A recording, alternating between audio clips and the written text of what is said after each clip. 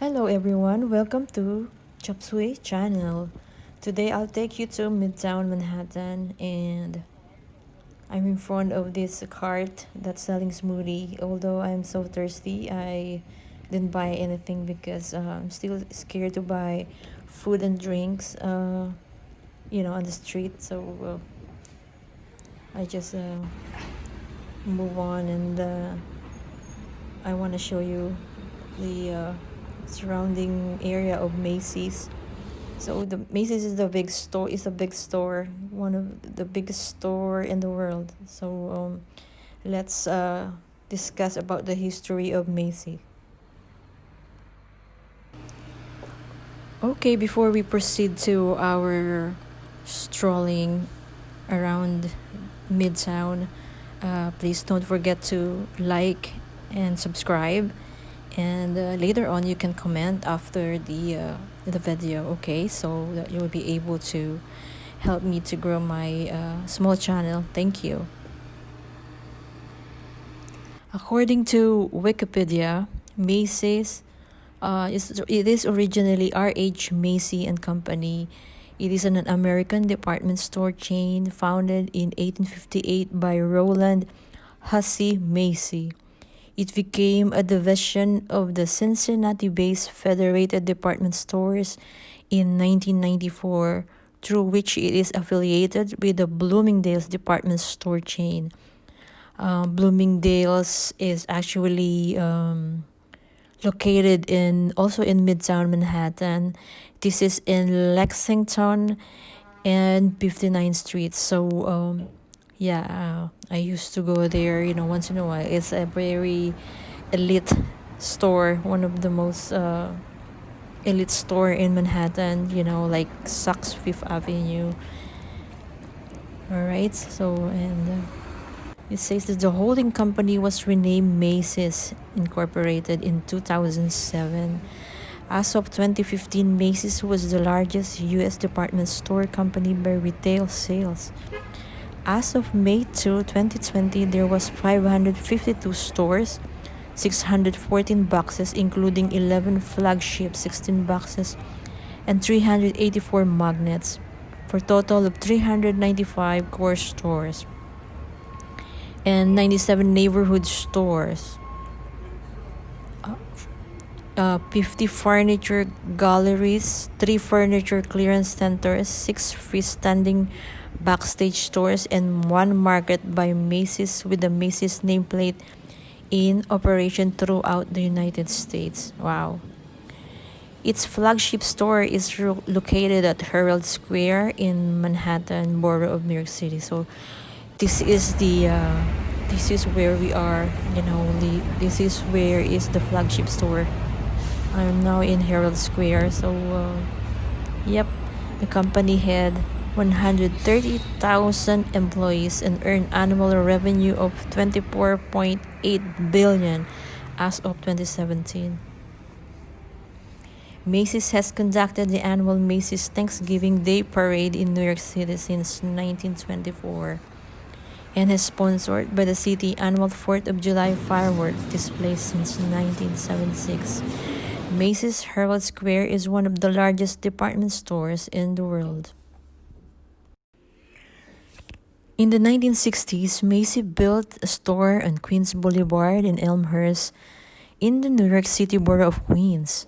This resulted in a round department store on 90% of the lot, with a small privately owned house on the corner, which was a Queens resident who refused to sell her land to Macy's despite the company's offer of $200,000.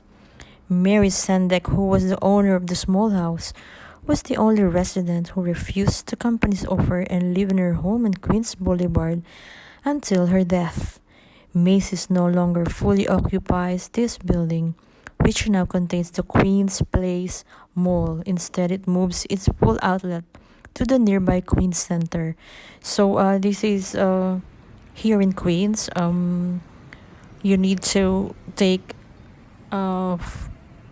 two trains, but it's close. It's like you have to stop and then transfer to another train in another probably 4 stops and that's it. You'll be there already, so it's pretty close. But the Macy's in Queens is not as big as the Queens in Herald Square. All right, you can see now the tip of the Empire State Buildings. So yes, this is really very close. You can see the Empire State from in front of Macy's building. You can see the tip, but I didn't go to Empire State because I wanted to have its own vlog. You know what I mean? And I don't know if it's also open. And it's nice when you go to Empire and you'll be able to, if you'll be able to show the top of the Empire State, because you can go there and the top of the building and take some video. So probably I'll do that on another vlog. Macy's announced in March 2020 that it would temporarily close all locations, including Bloomingdale's, through March 31 to help reduce the spread of COVID-19. Its stores remain closed during the month of April when the company announced that locations with less restrictive or relaxed coronavirus measures would reopen in early May. The company expected all its stores to be open over the following 6 weeks.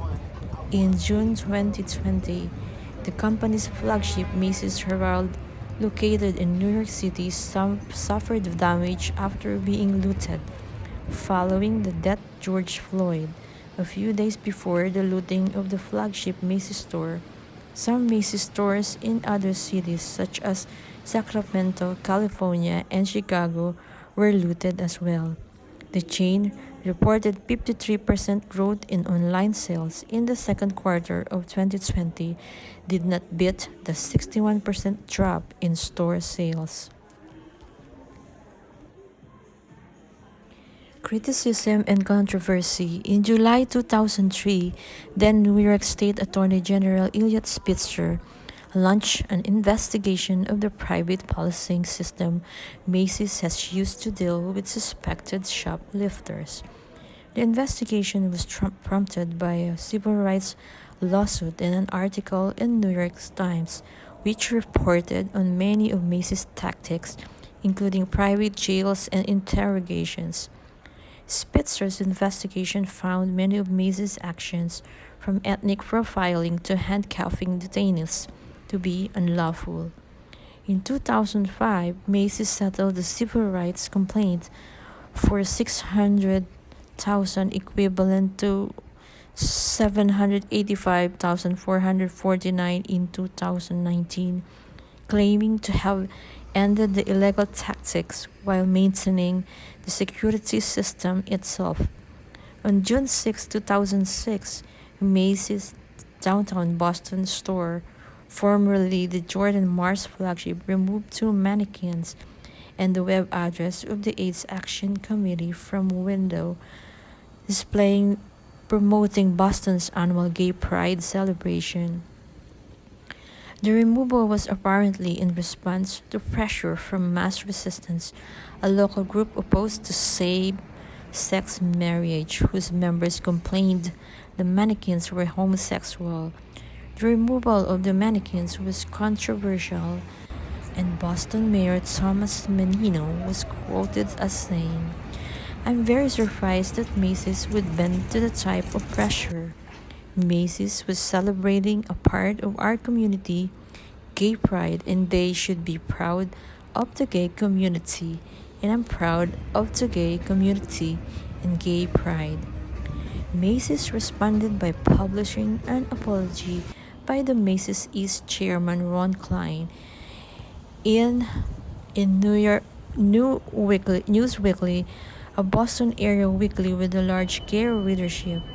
Klein's description of the incident as an internal breakdown in communication further stated it was regrettable. Some would doubt Macy's commitment to diversity as a result. The web address was later restored. The mannequins, however, never made a reappearance. Thank you, folks, for watching, and have a great day and stay safe. Babush.